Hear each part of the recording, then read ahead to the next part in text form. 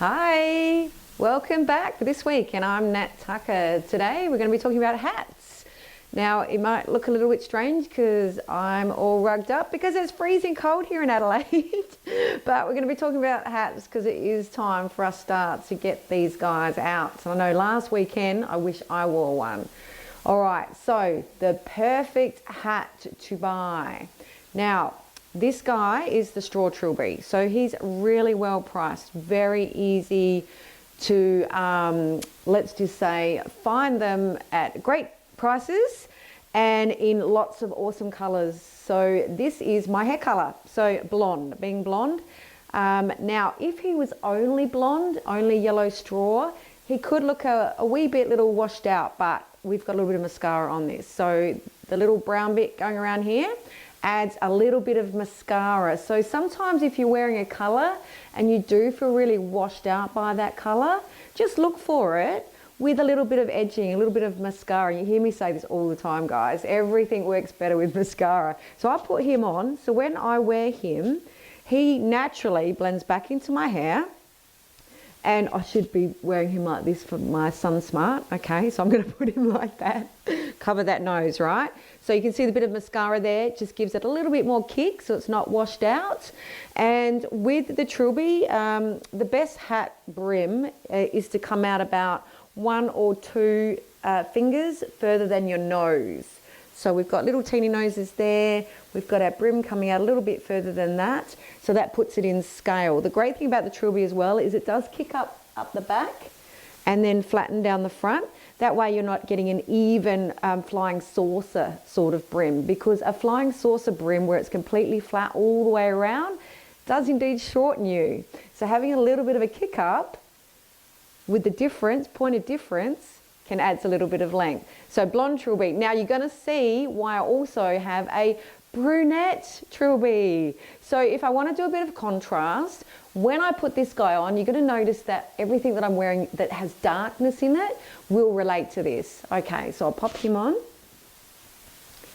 All right, so you can see that the dark brunette hair, I've now changed my hair color to brunette, has picked up the dark little bits within my outfit. So on the day, depending on what you're wearing, have a light and a dark and pop it on and see whether you'd like to pick up and enhance little dark bits about yourself. And I'll put this to show you again because it's quite awesome. Here we go.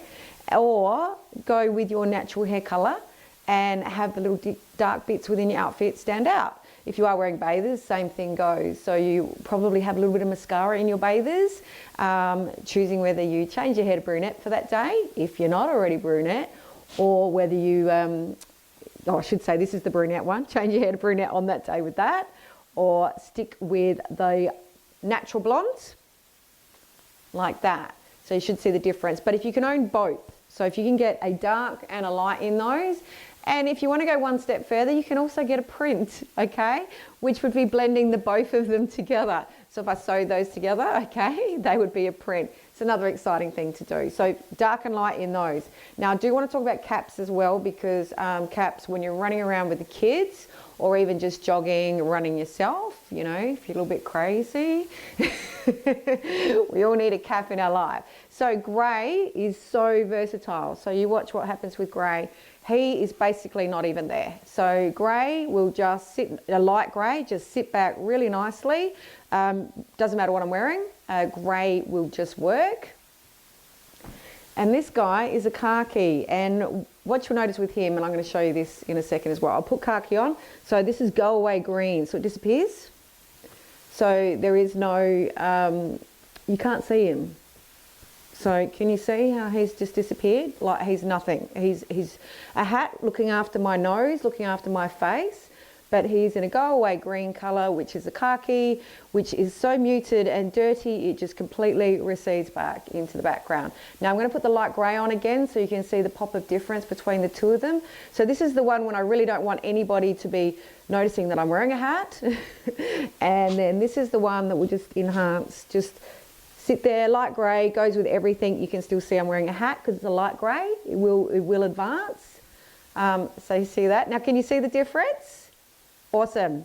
Yep, I'll do it once more. Here we go. Ready? Go away green, disappears. I'll put my hat back here. See, not there, it's gone. Doesn't even meld into my outfit, does nothing. It just gone, all right? And then the light grey, you can see it. But it will work with everything. All right, well, I hope that has helped you a little bit with what hats to buy. And I should say, because it's clever for me to say, be sun smart. If you do a really wide brim hat because you are seriously outstanding in the sun is pouring down on your shoulders, just make sure the brim just comes to the edge of your shoulders. So any wider than your natural shoulder will be over scale for you. So just make sure the brim is at your shoulders and the shade will still come out further than that, all right? But yeah, at your shoulders with the wide sun smart hats, and please wear those when you're standing out in the sun, all right? Great, well, I'll see you next week. Remember to email us if you have any topic that you'd like us to discuss. Until then, have a great week. See you guys.